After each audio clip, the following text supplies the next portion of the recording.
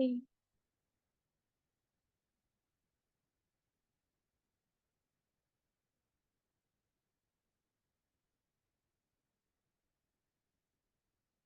Bonjour aux premières personnes qui nous ont rejoints.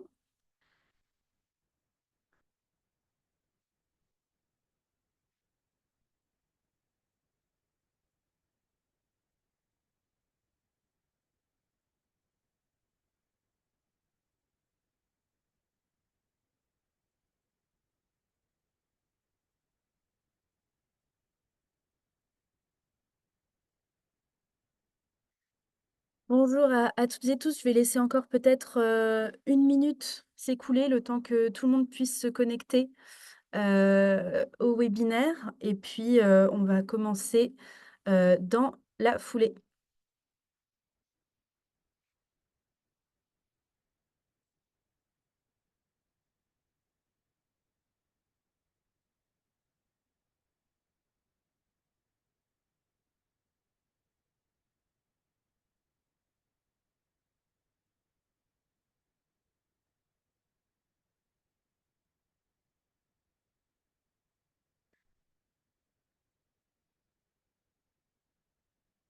Bien, il est 14h02, donc je vous propose de commencer maintenant. Avant de passer à l'anglais, je voulais peut-être faire un petit point. Donc, l'idée de ces visites virtuelles, c'est vraiment de vous montrer, vous, entreprises membres du Pacte mondial Réseau France, ce que propose le Pacte mondial dans d'autres réseaux nationaux de l'initiative. Et donc, on avait commencé avec le réseau Chine le mois dernier. D'ailleurs, l'enregistrement est disponible sur notre intranet, donc n'hésitez pas à vous connecter. Et là, ce mois-ci, nous poursuivons ce concept de visite virtuelle avec le réseau USA, donc avec notre collègue Christine qui se joint à nous. Et je vous propose sans plus tarder de passer à l'anglais pour que nous puissions échanger avec Christine. So, hi everyone. Hi Christine. Thank you so much for joining us today and for taking the time to share with us what the US network does and your value proposition, your activities. So, as I was saying, the idea of these virtual visits is to really showcase how companies can benefit from the UN Global Compact all throughout their value chain, whether it is for their stakeholders, different types of stakeholders, subsidiaries, or partners, commercial partners. So we'll dive in today into the US network value proposition. Just to present myself, my name is Camille.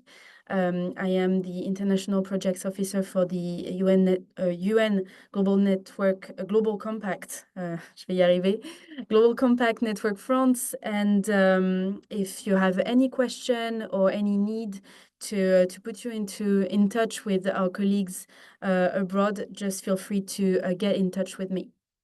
So without further ado, I will let Christine introduce herself and deep dive into the US network value proposition. Hi, thank you so much, Camille. It's so nice to be here. And thank you everyone for joining. My name is Christine. I'm going to be talking a bit about the US network of the UN Global Compact. A lot of companies choose to join multiple networks because either their operations are quite global in scale and they need some support or want to tap into resources as they try to scale sustainability throughout the different countries that they're operating in. Or a lot of the time we'll have sustainability teams who are based in other countries, such as the US. And it's a lot easier for things like time zones and language, or even regionally specific content that makes it make sense for a company to join in multiple networks. So I'll give an overview of all of our organization's background, and then a lot of our programs and events in 2025. And then we'll end with a Q&A, and I'm happy to answer any questions you have about joining as a subsidiary. So a little bit about myself quickly. My email's quite easy. It's Christine@globalcompactusa.org. So if you need to get in touch with me afterward, I'll make sure my email's available to you, but just so you have it, it's easy. But a bit about me, as you've all noticed, I unfortunately do not speak French. So thank you for your patience in joining me in English for this webinar. I joined the US network almost 2 years ago now. And my role is not only helping new companies to join the organization and find our resources and get involved, but also for our events, helping to develop them and get sponsors. And the way we do that is going to companies who are leaders in topics that we don't traditionally represent. For example, we did a sponsorship for hard to abate sectors during the UN General Assembly last year, and we brought on a company from the chemical industry to help lead the conversation. So I get to work with our participants in identifying those topics. And then I also am essentially the point of contact for all of our largest participants. So a lot of our multinational companies, I'll go into this a bit more, but we have quite a few large multinational companies, and they really enjoy peer learning. So helping them to pursue their sustainability goals. Also, on a personal level, I was on the US national team for rowing for more than a decade now. I'm still competing, and kind of a funny coincidence, but I was connected through the rowing world to the team Cirque. I'm going to mess this up every time. Cirque Aviron de Nantes in Nantes. And I compete with them as a foreign athlete. And we actually, as of this September, I've won 3 national championships with them. So I've actually won as many French national championships as I have American national championships, which I think is quite funny. But it's always fantastic. So I do love spending time in France, but every time I go, they make fun of me for not speaking English, and it's a little bit hard when we're in the boat. So it is on my list to learn. Not speaking French, excuse me. Okay, so I'll now go into our organization's background, and then we'll go through a lot of the resources. So as many of you may know already, being participants, the UN Global Compact began in 1999 through a speech from then Secretary General Kofi Annan to discuss that the United Nations and business leaders unite a global shared compact of values and principles. Then we had the large companies who were in the audience approach the Secretary General and say that this was actually something they really wanted to make a reality. And so in 2000, thanks to the leadership of companies stepping up and committing to sustainability, the UN Global Compact was created with the 10 principles and with what's now over 24,000 companies signing on with their CEO letter of commitments, saying that they wish to uphold these 10 principles. Within the US network specifically, we have more than 1,000 participants, including business associations like the Association for Supply Chain Management, as well as foundations and nonprofits like Series, or companies like our board, which has mostly companies, but has a representation of companies, nonprofits, and academics.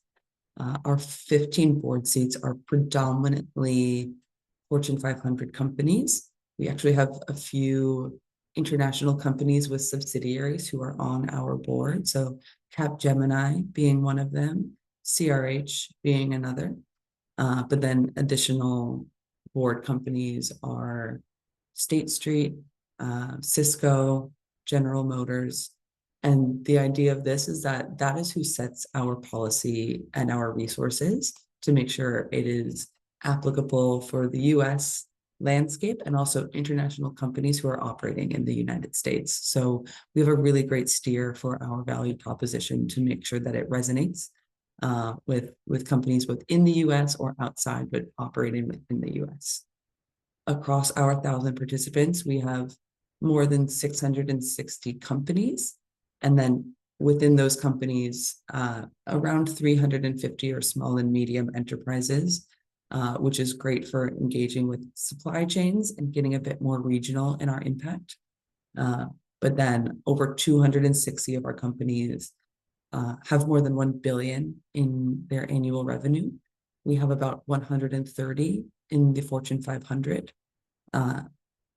And those are the companies I tend to work with quite frequently because we want to make sure that with international supply chains and global scope, that we're really able to help them stay up to date on international regulations and peer learn across international supply chains whenever we can. There's also a big conversation about regulation in Europe that companies are constantly asking us about. So everything you're facing with CSRD and CSDDD, for example, a lot of our companies, that comes up so frequently. So it's something that we have a good eye to as well. This is an example of our companies in the food sector. So I intentionally chose some names that were international and more recognizable, but we have quite a few and quite a few small and medium enterprises as well. So there's a range in all of these sections, but these are our food sector participants. And then McCormick is on our board, but quite a few of these companies we get to engage regularly, which is fantastic. In the healthcare sector, we actually have quite a large representation, and we're planning in 2025 to do an event focused on the healthcare sector, engaging these companies. A lot of companies in biotech and pharma are really interested in having more conversations on sustainability. So we are beginning to do some work that is sector focused to try and convene various sectors within the UN Global Compact to really go deeper on their sustainability issues. In the tech sector, we're also very heavily represented in the United States. A lot of these companies you see joined in the 2000s, so they've been long-time participants like HP and Microsoft and Cisco. And then closer to 2019, 2018, maybe 2020, 2021, we had companies like Intel and Salesforce and Meta and Workiva join. So these companies are quite engaged. They really do take on leadership roles and they're very quick to be proactive in sustainability. So it pushes our programming forward and our events forward with all of them able to contribute from the participant side. These are a few other Fortune 500 participants that weren't previously represented. So Citi joining was one of the first major banks to join in the US. And we have a few other airlines who are considering joining, but we have both American Airlines and United, as well as a lot of automotive sector. So General Motors, Ford, and then some more automotive supply chain organizations. And then I also wanted to share some of our current subsidiaries. So these are companies who are headquartered globally, but have joined as subsidiaries within the United States. Bayer was previously the chair of the board for Network USA, and then Capgemini and CRH are both still on the board. BASF did an event with us. Veolia is a recent joiner. Sonepar joined about a year ago. And when we have a subsidiary join, they have full access to everything that a participant would also have. So maybe that's obvious given how many are on our board, but yes, they joined because there are some nuances to our programming that they found quite helpful, or it's the peer learning with our current participants that they really value. So as you know, the UN Global Compact was based on the 10 principles across international declarations in human rights, labor, environment, and anti-corruption. And then in 2015, when the Sustainable Development Goals were written by government for government, the UN Global Compact stepped in, and their role is to essentially translate the SDGs to be available and usable by the private sector. And a lot of our programming, especially because of requests from our participants, does integrate the SDGs. And companies prefer to use that framework with a lot of the work that they do. So we have a couple accelerators that are centered around that. But our events and everything we do has quite a wide range. So I'll go into a few of these different sections. The Academy you already have access to as a participant in Network France, so I won't go too in depth with that. But just as a reminder, every one of your employees is able to access the Academy. But of course, if you have staff in the United States or operations in the United States, we have some nuances from Network France that could be helpful, even if there are two of the same programs, to get involved with both. I'll go over some of our regional events because this is something new that we're doing as our network has grown. But our peer learning groups, we have 3 that are, a couple are slightly different from what Network France offers. So it is, and beyond that, it is also a different population of companies. So the companies in the French program would be different from the US. I'll also go into some of our accelerators, but then the UN events. This is the UN General Assembly, the High Level Political Forum, and then the COPs. So COP 29 last month and COP 30 next year. We have quite a few events centered on that. And then finally, we have thought pieces. So with leading companies, highlighting them as case studies and putting forward their leadership into what really ends up being like a series of events centered around the reports that we're writing for companies to have main stage discussions on the topics we're covering. So some past events, we were at the Verge Sustainability Conference in San Jose, which is a climate tech conference, and is one of our first events in California, but we plan on doing more this year with the California Attorney General and Sanda Ojiambo, potentially, the Assistant Secretary General of the UN. We were in Phoenix, Arizona for the launch of our Corporate Water Stewardship Report. And then in New York, we had a Climate Week panel event, which is the same week as the UN General Assembly. Upcoming, we have our Sustainable Finance Report launch in Phoenix. We are planning to do a pharma and biotech sector pop-up in Boston. We have an automotive supply chain event scheduled in Detroit that we're finalizing the date on now.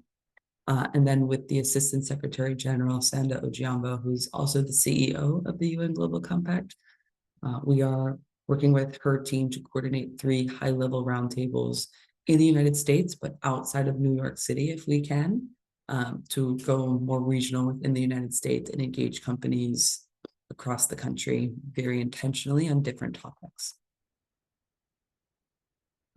Going to some of the peer learning, Network France has 3 peer learning groups on performance and progress, human rights and environmental issues. Our peer learning groups are on climate, human rights, and corporate sustainability. So there may be some overlap between the programs and specifics, but our networks put our programs together entirely independent of each other. So it's not like we're copying and pasting the content. And so much of it is driven by the participants who are joining to focus on the specifics that they're interested in. And it's really driven forward by the individuals who are in the peer learning group. So that's, I think, where there's a lot of nuance here that makes all 6 of these programs independently valuable. And then our accelerators, there's quite a few that are available in both Network France and Network USA. So where the nuance comes in is if your team is based in one country or the other, it could be very helpful for time zones. And additionally, a lot of our programs are in the United States, we have in-person components. So we try to get people engaged for the kickoff and close of each accelerator in one location. So it's quite hard for anyone who's overseas to make that. We have some teams considering flying their sustainability teams in from India, which is a lot to do. We don't expect companies to do that, but that's often why companies will join the US. And then additionally, we have another program called SDG Ambition. So for companies who are just still trying to figure out which SDGs are relevant for them, sometimes I describe this as being a stage before the SDG Innovation Accelerator. But it's for companies who are still getting started on their journey or getting affiliated with the SDGs for the first time and want support in doing so. Here's a few more events. These are the UN focused events in 2025. So based on what we've done in years past, at the High Level Political Forum in July in New York, we held a human rights panel and roundtable event. I believe we are doing an event. I just don't know the specifics on what will happen in 2025. So the everything you see to the right, there might be some change in the subject matter or topics covered. But in September, every year during the UN General Assembly, this is the same week as that Climate Week event I mentioned a couple slides ago. But this is our annual summit where all of our participants come together. We have a day worth of programming and speakers and highlighting our participants. And this happens during the UN General Assembly week as well. And Assistant Secretary General Sanda Ojiambo has come in the past, and we are planning for her to be there in 2025 as well. And then at COP29 and similarly at COP30 and at COP28 as well, we have hosted a high-level salon dinner for around 30 business executives within our network, both board seats and just any of our participants who are in the country who have been engaged with us. We also invite US government when they are available, and we invite the UN as well. And because we are not a company, US government is able to join. Where normally with companies, they can't accept any sort of favors or attend events like this. So we're in a very unique position within the United States where we're able to convene all of these stakeholders for this dinner. And it's gone incredibly well the last 2 years, so fingers crossed for COP30. But it's been one of the highlights of our year putting this dinner together. But then we additionally host a panel event for the report we are launching that year. So we hosted a sustainable finance event in the Blue Zone, convening everyone and discussing sustainable finance and the nature of our report. And then we were also at the Business and Human Rights Forum in Geneva, hosting a roundtable on human rights just a week or two ago. Then we have thought pieces. So here are 3. In 2023, we launched a Business Innovation SDG Alignment Report. And then in 2024, our Corporate Water Stewardship Report was downloaded, I think, thousands of times now. So it's been very successful. And we are eagerly awaiting our Sustainable Finance Report. It hasn't been published yet. So if you are looking for the finance report, that's not the cover. I just made that. You can tell by how simple it is. But we're still waiting for all of the final wraps from our programming team to launch it. So that will launch in the next month or two, and we hope to have it in our hands. But it might show up right as we're getting to Green Biz in February of next year. I'll go over quickly how to join, and then we are close to done. So I'll stay on for any questions on programming and resources, or if anyone joined late and wants a quick recap. But when you are looking to join as a subsidiary, it is on the UN Global Compact website to apply.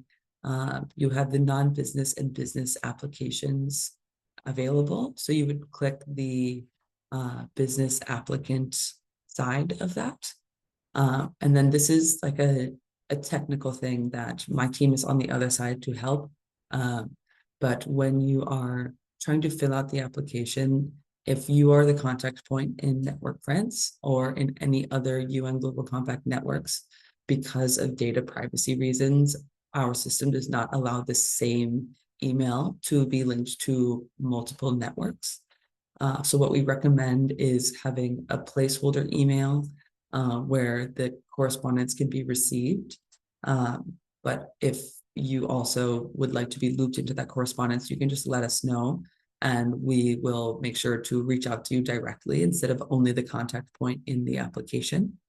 And then afterward, once you're a participant, we are able to add you in as the contact point. So it's only for that application period where we need a different email, and then we're able to digitally fix it on the back end. And then when you join, your letter of commitment can either be signed by your global CEO, or if you have a regional CEO, such as a CEO or Senior Vice President of US Operations, for example, you would be able to have them sign on behalf of you joining in the US or whatever country you're joining in. Some companies simply don't have that position, but other times companies are really excited for that representation at the country level. And then this is important, but not critical, because we can also change this after you joined if you miss this step.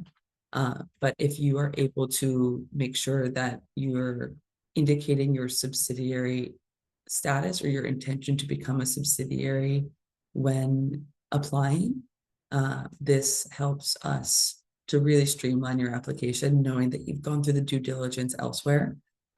It is, simply put, a little bit easier to join because there are many approval stages you go through internally. But if you as a company have been approved in Network France, this just lets us know we have all of those approvals already done. So it makes your life a little bit faster, our lives a little easier. It's very simple. But again, it's something we can do on the back end as well. And then you just review all of your information and submit. And my team and I are on the other end of that, helping to make sure all the information is correct, and that you're getting up to speed as quickly as possible. And then that is it for me. So if anyone has questions, but of course I will send some resources and documents as well, for you to look on your own time. And thank you, Camille, and thank you everyone for having me. Thank you so much, Christine, for this insightful presentation. I think it really helps us understand that if you're a participant in France, you can really benefit from joining as a subsidiary in the US, because as you said, Christine, we may have the same accelerators or similar peer learning groups, but it is really driven by how companies engage locally in these accelerators and peer learning groups. So it is not, as you said, copy and paste. Is really different and shaped with how companies engage locally. And also, you mentioned how subsidiaries, they can engage even in your board, for instance. So really goes to show how a company can get involved in your network as a subsidiary, and also away from local events that you organize in international events through the Network USA. So I highly suggest for you who joined us online to have a look at how you can engage with the Network USA. And if you also want to speak about the Network USA to your business partners, for instance, away from your subsidiaries, this presentation is useful as well to show how to contribute and to the global agenda that is the Agenda 2030. How do companies contribute to that? So it's a good way to highlight that. After that call, I will also send you by email this presentation, so it's easy to share for you, whether to your subsidiaries or your partners. And I will also share with you a sample email presenting briefly the Network USA and also including Christine's email. So it's easy to reach out to Christine if you have any further question about how to join or anything like that. So I don't see any question in the chat just now. But Christine, I had a few questions for you, and maybe it will give more ideas to the people that have joined us today on what does the sustainability landscape look like in the US, and how can the Network USA guide us through that. So maybe can you share with us what is the global current legal landscape in the US? What is obligatory? What is the compliance in the US at the moment that Yes, you have to have in mind? of course. I think for many countries, that's an interesting question in 2024 and 2025, because so many European regulations are coming in the next few years. In the US, we, being very candid, in the election year and in this year, there's been a mix of company responses. Some seem like they are not even concerned about it, and they are continuing on in their sustainability journeys without even flinching. Others were choosing to be what I would say a bit quieter about their sustainability. So they weren't actively seeking out speaking positions. They were working on their internal systems a little bit less than wanting to be part of a case study, for example. But then there were also plenty of companies who were thrilled to be speaking at the UN General Assembly, who were very keen, who are even accelerating the amount of work that they were doing in sustainability. I don't think there, across our 1,000 participants, there was no one who said, we're done, we're not doing this anymore, and leaving. So everyone does seem to have optimism, but whether they are channeling it internally to balance various stakeholders, or if they are still steadfast, very loud and public about their sustainability work, no one seems like they are leaving sustainability. And what's, I think, top of mind for everyone is, especially if you're a larger company, the regulations aren't going anywhere. And so a lot of companies are actually the ones who are driving forward sustainability progress and regulation, regardless of the US regulatory landscape, because they know the trend, they know what the EU is doing. And so they really have been asking more and more to get involved with EU regulations, speaking with EU companies, really seeing the value in that conversation. Yeah, okay. Thank you for that. And I think you partly answered my next question already by what you just said, your last point. But if I am a French company and I want to talk about sustainability with my partners in the US, my different stakeholders, what do you think would be the selling point for them if I want to present to them the UN Global Compact, for instance? What would be the point that would touch them more, you think? Yeah, so I think there are quite a lot of resources on supply chains and human rights due diligence in supply chains and frameworks that are pretty easily translatable across regions across the world. And I think a lot of what the UN Global Compact has designed is intentionally that way. So making sure that companies are aware and your partners are aware that you're a participant in the UN Global Compact and that this is now a bridge for shared conversation, and that they'd also be able to join. We have a lot of companies who, as part of their supplier requirements, will ask that their participants either report to various frameworks or join and submit a COP within the UN Global Compact. So it is a way for companies to approach the standardization of their sustainability. And it does transcend US, EU, Asia, Africa, South America. So it's a great universal language tool. But I think CSRD, I don't know how it is in Europe actually, but in the US, it's still a bit of a scary word.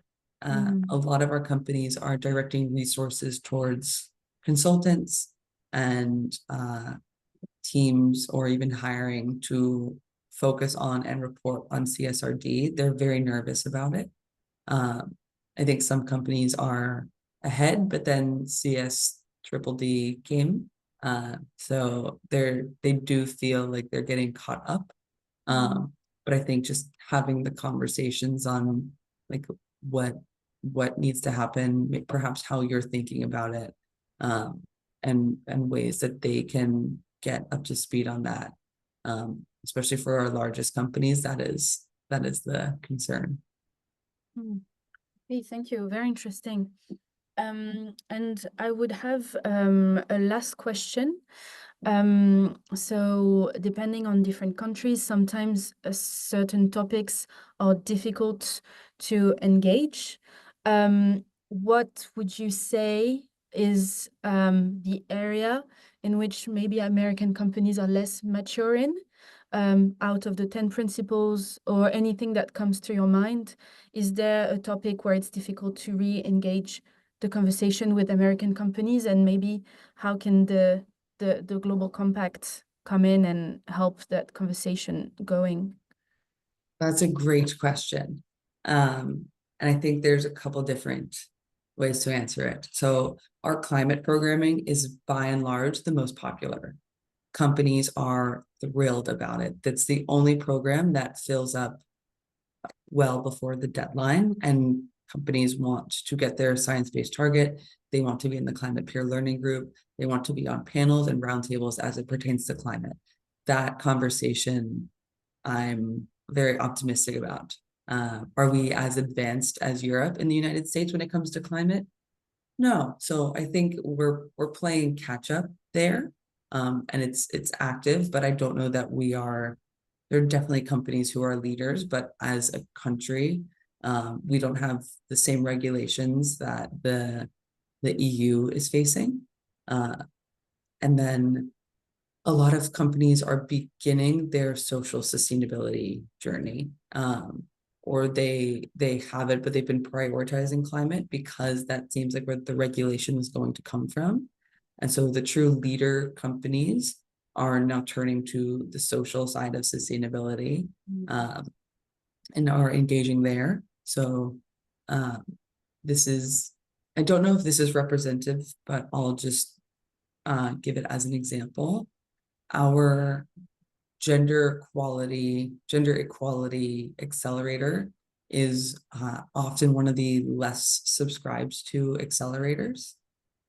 So like topics of gender equity and even numbers of gender leadership at the highest levels of an organization. We have fewer companies signing on for something like that, but kind of a workaround to it at the same time. Anything for women in finance or invest in women, or some of the CFO coalition, if you're familiar with that, some of the finance focused approaches to women's empowerment principles, or any sort of gender topic that has resonated really positively. So I think in the US, if some of our social issues are clearly linked to some of the finance and investment topics, then companies they can see how it applies to their operations and what they do. And so that seems really promising. And we're looking forward to some work with the sustainable finance team in 2025, as the UN Global Compact, across the entire UN, the UN Global Compact was given the mandate to drive forward sustainable finance. And so if you're familiar with the CFO coalition on investing in the SDGs or financing for the SDGs, it is my understanding that that will continue to grow in programming and resources. And we hope that it also allows for local networks or country networks like Network France and Network USA to expand the amount that they are also working on finance topics. So that's something we're really excited about in 2025. Amazing. Thank you for sharing, Christine. And I really appreciate that you shared that, because I think it really highlights how with different local networks, country networks, we really get an understanding, a fine understanding of local dynamics. And so that's how that's what you can get from different country networks of the initiative. So thank you for sharing that. I think we're getting to the end. So thank you again so much, Christine, for taking the time to present what the US network does and how can companies engage as a subsidiary, but also as a US-based company as well. I think we've really got a general idea of what's possible to do. I will share with you in the chat the link to the satisfaction form, so you can tell us what you appreciated about this session and what we can do next. After this call, I will send you, as I said, a sample email on how to briefly present the Network USA, and also the links to different resources about the Network USA. And I think that's it for today. Thank you again, Christine, for everything. Thank you, Camille, and thank you everyone for joining. Happy to answer any questions. Perfect. Thank you everyone for joining. Have a good day. Bye.